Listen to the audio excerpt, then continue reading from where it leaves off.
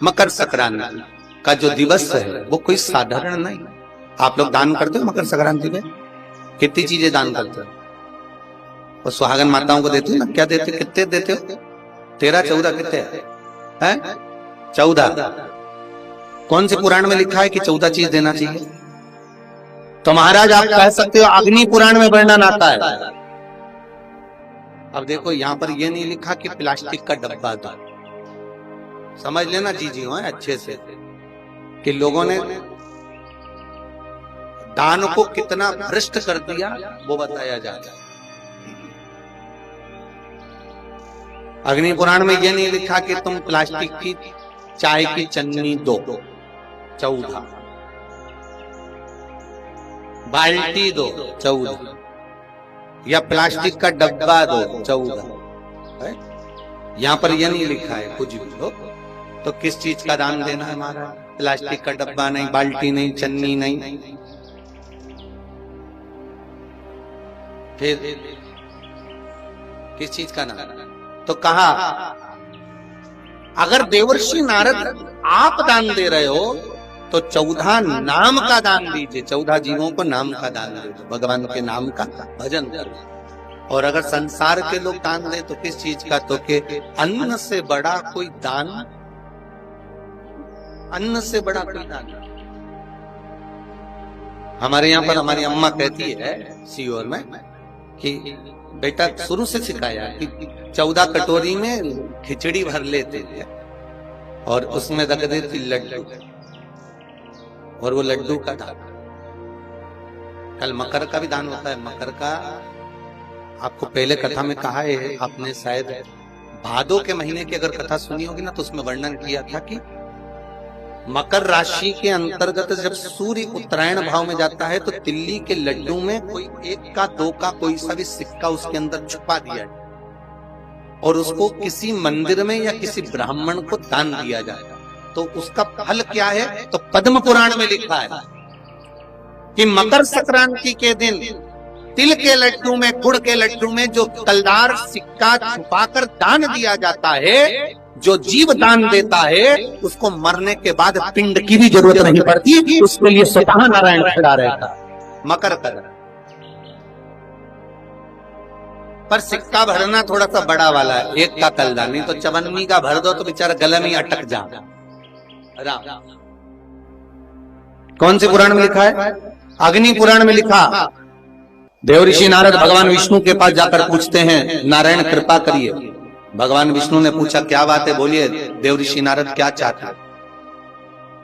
चाहते क्या हो वो बताओ।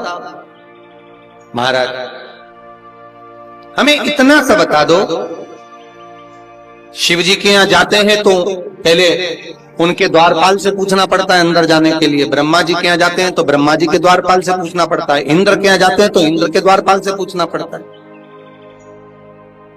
हम जितनी भी जगह जाते हैं तो कोई ना कोई द्वारपाल से हमें पूछना पड़ता है अंदर जाने के लिए। भगवान देवऋषि नारद कह रहे हैं नारायण से कुछ ऐसी कृपा कर दो कि हमें किसी से आज्ञा लेना ही नहीं। भगवान विष्णु तो उनकी बात को बस थोड़ा सा सुने और अंदर चले गए। नारद जी को लगा हमारा तो कोई जवाब ही नहीं दिया। नारद जी वहीं पर टिक गए, खड़े रहे, नाम जाप करते। कुछ ऐसा मेरे जीवन में ऐसा बता दो नाथ कि मुझे परमिशन की जरूरत ही नहीं, मैं सीधे प्रवेश करूं, सीधे प्रवेश।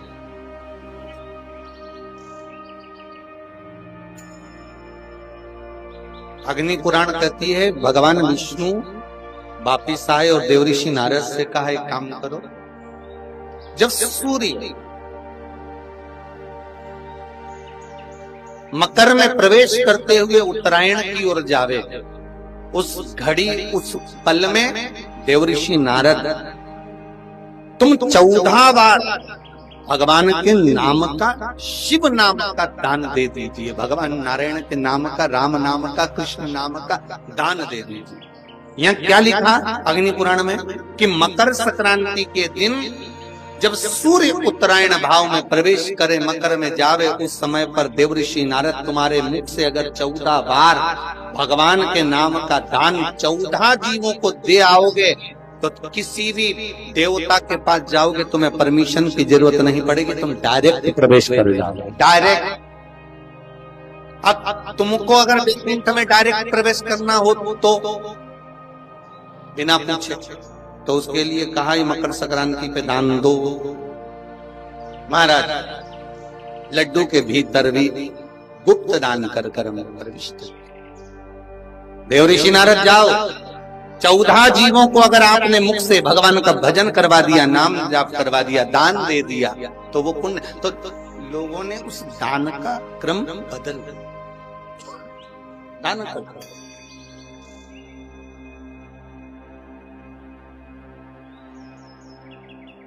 आपका क्या विचार है? 14 डब्बे बांटना है कि दान करना? अरे बोलो तो दान करना है ना भगवान के नाम का। तो जब कल कथा चले ना, दोपहर के समय पे 2 बजे से 5 बजे तक सूर्य मकर में प्रवेश करेगा, राशि के अंतर्गत रहेगा, तो अपन बड़े उत्तरायण के अंतर्गत कल 14 बार तो भगवान का नाम तो ले ही, ठीक है। तो हम भूल जाए तो तुम बीच बीच में चिल्ला देना, हम भूल जाए तो तुम चिल्ला देना, हम समझ जाएंगे कि 14 बार बोल रही है। नहीं तो लोग बड़े चतुर होते हैं महाराज जी, बहुत चतुर। दुनिया में इतना चतुर लोग हैं जिसका वर्णन नहीं। बहुत एक जगह कहीं जा रहे थे हम कथा करने के लिए हैदराबाद, तो एक 2 लड़के नागपुर से चढ़ गए। अब नागपुर से लड़के और लड़कियां चढ़े और ट्रेन में, तो वो हम तो धोती पहने, हमको देख के कहे कहाँ जा रहे हैं? हमने कहा हैदराबाद। कथा वथा है? हमने कहा शमशेरगंज। अच्छा कथा करते हो? हमने कहा आप कथा करते हो? मैंने कहा नहीं, कथा करने वाले के सींग होते। अरे आपको तो बुरा लग गया। हमने कहा बुरा तो हम कभी मानते ही नहीं, बुरा मानते होते तो धोती नहीं पहनते। हमारे मन में एक प्रश्न है, क्या उत्तर देंगे आप? हमने कहा बोलो क्या प्रश्न है? कि एक प्रश्न ये है कि भगवान ने सारे डिपार्टमेंट 2 बनाए, नेत्र बनाए, नासिका के छिद्र बनाए, कान बनाए, हाथ बनाए, पांव बनाए। तो भगवान ने जो कान बनाए, तो इसको भगवान ने जो छेद दिया है, सुनाई तो इससे देता है, फिर भगवान ने ये काय को बनाया? ये जरूरत क्या थी भगवान को? सुनाई तो छेदों से देता है, इसकी क्या जरूरत थी? हमने कहा इतना सा प्रश्न तो तेरे प्रोफेसर से पूछ लेता, वो ही बता देता। नहीं आप बताओ कि भगवान ने ये काय को दिया। हमने कहा भगवान का एक नाम चतुर नारायण है, उसको मालूम था जब तेरा बुढ़ापा आएगा तो चश्मे का स्टैंड कहां से लाएगा, इसलिए भगवान ने ये स्टैंड दे दिया कि तू इस पे चश्मा डाल लेना, हो रोज रोज बांधेगा छोड़ेगा अच्छा नहीं लगेगा, इसकी स्टैंड दिया। उसने कहा श्रीमन नारायण। हमने कहा हर हर महादेव, हर हर महादेव। मैंने कहा शिव पुराण सुनेंगे।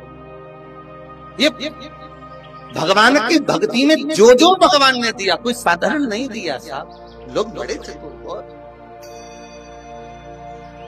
अब चतुरता में तो कमी होती है लोगों के, बहुत चतुर दुनिया में। एक पति और पत्नी किसी के मिलने गए तो पति उसको बहुत ज्ञान दे रहा था। देखो पति पत्नी तो गाड़ी के 2 चक्के हैं, दोनों को साथ चलना चाहिए, बार बार झगड़ा नहीं करना चाहिए, प्रेम बना के रखना चाहिए। दोस्त तो इतना ज्ञान दे रहा, उसकी दोस्त की पत्नी भी थी कि मेरा पति कितना ज्ञान दे रहा, भगवान कितना अच्छा है, भगवान की कृपा। और दोनों को एक लेवल में चलना चाहिए, गाड़ी के 2 चक्के हैं, बराबर में चलो। देखो कल से कुछ होता है तो साथ तो पत्नी देती है। और ये तो पत्नी इतनी खुश हो गई, स्कूटर पे बैठ के जा रही थी पति के साथ, घर पहुंची, पत्नी ने तुरंत पति से कहा कितना अच्छा ज्ञान दे रहे थे तुम, परंतु एक बात तो है, तुम बार बार एक बात कह रहे थे कि पति पत्नी गाड़ी के 2 चक्के हैं। मेरे मन में एक बात आई, मान लो अगर एक चक्का पंचर हो जाए तो? अब पत्नी भी देखो झगड़े के काम करती है, पूछना जरूरी था। मान लो एक चक्का पंचर हो जाए तो? फिर पति के मुंह से निकल गए, स्टेपनी लगा के निकल जा। अब पत्नी रात की झगड़ा करने फिर गई। अच्छा ये पूछने जरूरी था कि पंचर हो जाए तो? ज्ञान मिल गया खत्म कर दो। और नहीं पूछे तो पंचर हो गया तो ये क्या पूछे? महादेव। अगर आपको हमारे चैनल अच्छा लगता हो, हमारी वीडियोस पसंद आती हो, तो हमारी और वीडियोस देखने के लिए प्लीज़ हमारे चैनल को लाइक एंड सब्सक्राइब करें। हर हर महादेव। श्री शिवाय नमस्तुभ्यम दोस्तों।